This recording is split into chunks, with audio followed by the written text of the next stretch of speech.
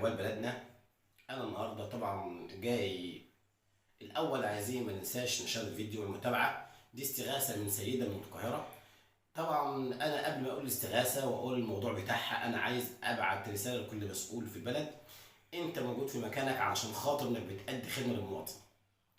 دورك في البلد انت تأدي خدمه للمواطن في حدود ان انت يعني لا تخالف القانون.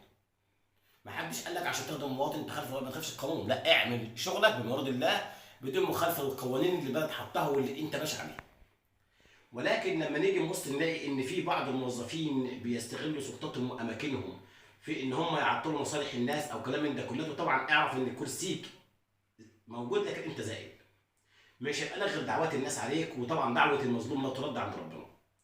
انا عندي استغاثه من سيده من القاهره. السيده اسمها امل سعد. طبعا مش عايز السيده ديت طبعا بتقول انا احمل بطاقه رقم كذا من منطقه بولاق. المهم ان السيده دي مطلقه من 7 سنوات، عندها ولدين، الاصغر عنده 7 سنين.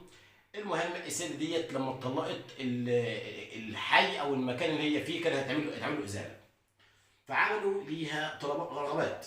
دي هتاخد مقابل مادي، يبقى انت تاخد شقه. بتقول انا الاول عملت اخد مقابل مادي، ولكن لما الحال الوضع اتغير الطلبات يعني رجعوا فتحوا تغيير الرغبات.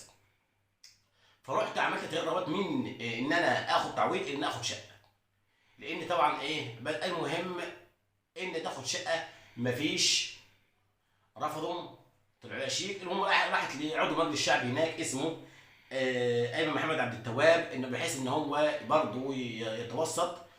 ولكن هي بتقول عن كلامها ان هو ما دام ما دفعتش رشوه الناس قطعوا الطلب بتاعها والكلام من ده كله. انا بقول الكلام اللي هي كاتباه وعن مسؤوليتها هي الشخصيه. انا ما اعرفش حاجه عن الموضوع، انا مجرد بنقل صوت رساله. المهم السيده ديت بتناشد السيد محافظ القاهره، السيد رئيس الجمهوريه، ابونا كلنا، ابو المصريين، اللي حامل هم المصريين، السيد وزير الاسكان. شوفوا موضوعها ايه. محتاجه شقه تاخد شقه بدل ما تترمي في الشارع. بتقول انا ما عنديش معاش، يعني سيده مريضه بالشكل ده، لا مكان ولا مأوى ولا معاش، يعني طب تعيش ازاي؟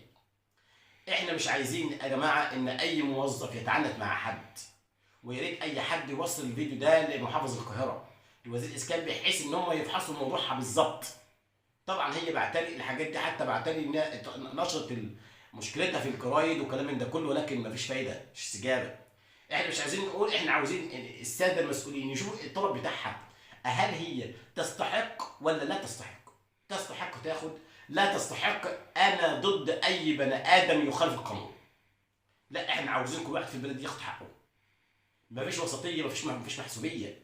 لكن بتقول ما دام موضوع الرشوه ده يا جدعان كارثه من الكوارث اللي جايبانا ورا. فانا ما اعرفش اذا كان الكلام ده الله اعلم بيه، لكن انا ما اقدرش اتهم حد بالباطل. ده كلام اللي هي كاتباه، بص على صفحتها هي بعتاه. ولكن الساده الافاضل شوف موضوعها ايه، وطبعا ربنا يجعل ده في ميزان حسناتنا جميعا، بحيث بدل ما تترمي في الشارع تلاقي مكان تتقوي فيه هي واولادها. فاتمنى من الله ان الصوت يوصل لسيد محافظ القاهره بصفته وشخصه، سيد وزير الاسكان، والموضوع ده يتفحص والست يجي لها حقها. اذا كان لها حق، ملاش حق، يبقى احنا مجرد عملنا اللي علينا في احوال بلدنا.